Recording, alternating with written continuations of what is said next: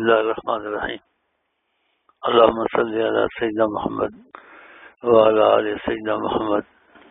یہ باتیں علم میں ہونی چاہیے، اگر علم میں نہیں ہوں گی نا انسان ہلاک ہو جاتا ہے۔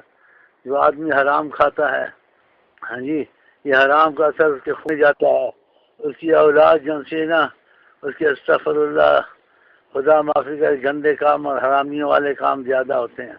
اس حرام سے بچو، سنتے نہیں؟ نبی کریم فرماتے ہیں ایک آدمی جنگل میں جائے اور اللہ کو پکارے اور اتنی زاری کرے، آپ نے فرمایا سر میں خاک ڈالے، یہ مٹی سر میں ڈالتا ہے، خدا سے زاری کر کے روتا ہے، دعا کرتا ہے۔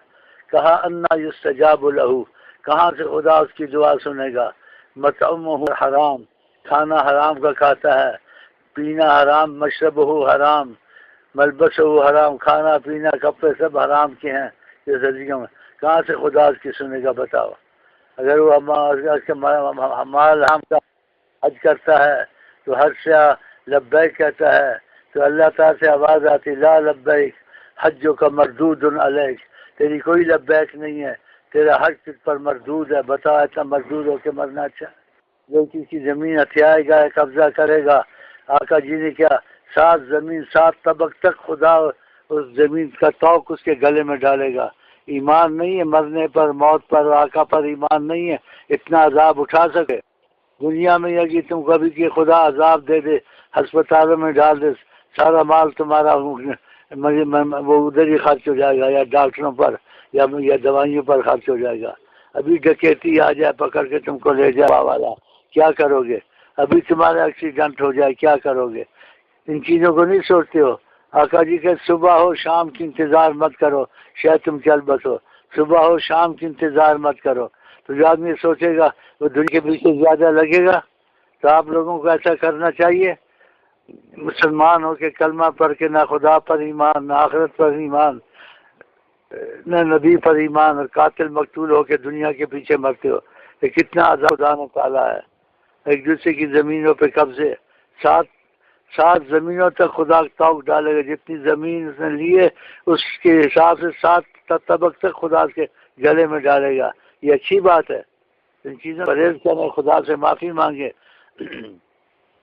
اگر کوئی حرام حلال مال جمع کیا اس کو علیحدہ کریں، اس کو صدقے میں ڈالیں، اور اس میں ثواب کی امید مت رکھیں تم کو ثواب ملے گا، بلکہ نکال کے صدقے میں ڈالیں اور خاص دعا میں خدا کے عذاب سے بچائے۔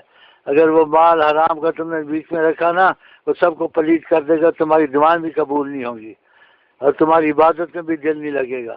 اگر سود وود کیے ماں کے زنا تک جاتا ہے یہ چیز، اور خدا جنگ کا اعلان کرتا ہے، ان چیزوں سے بھی بچیں۔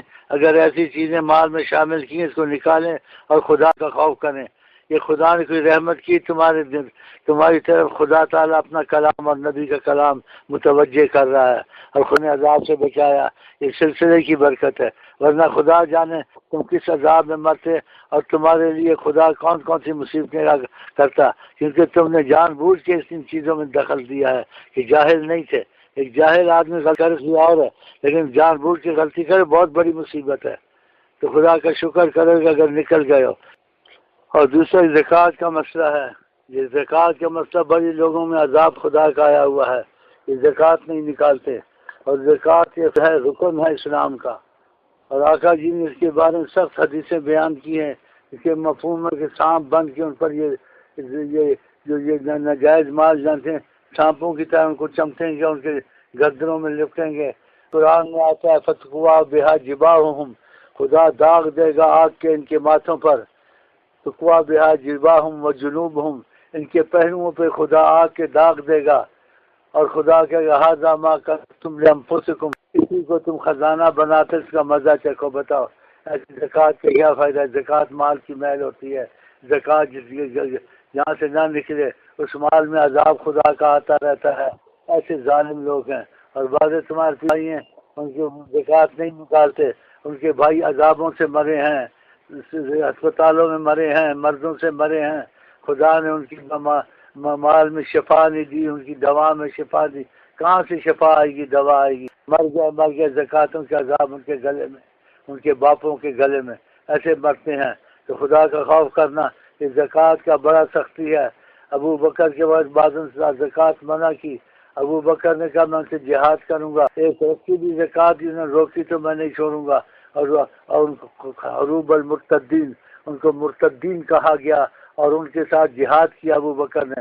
لیکن خدا کا خوف کرو، یہ کشتیں عام کرو، یہ لوگ زکوٰۃ نہیں نکلے، کیا وہ بچت ہوگی؟ بچت کہاں ہوگی؟ خدا کا عذاب ہوگا۔ بچت سے سود سے ہوگی، سود سے اللہ تعالیٰ عذاب اتارتا ہے، جی فائدہ نہیں ہوتا ہے۔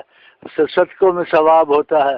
آقا جی جو صدقہ تو نے کیا تو نے بڑھ لیا، وما تصدقت فابقیت، وہ تو نے باقی کیا، اور کہا موت کے وقت آقا جی کہتے ہیں اسے تو کہتا ہے یہ فلانے کا حصہ ہے، فلانے کا حصہ ہے۔ آقا جی کہ تو کہے نہ کہے، جنہوں نے مال تیرا ہضم کر وہ خود ہی لے کے چلے جائیں گے، تیرے کہنے سے کیا ہوتا ہے؟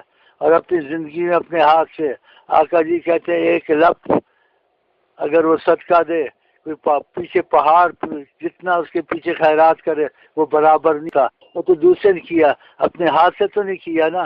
ایسے عذاب لوگوں پہ صدقے نہیں نکالتے جس سے مال بڑھتا ہے۔ رسول اللہ کہتے قسم کھاتا ہوں کہ صدقے سے مال کم نہیں ہوتا، اور پھر نہ اللہ کا یرب الصدقات، خدا صدقے کو اگاتا ہے، اس میں اضافہ کرتا ہے۔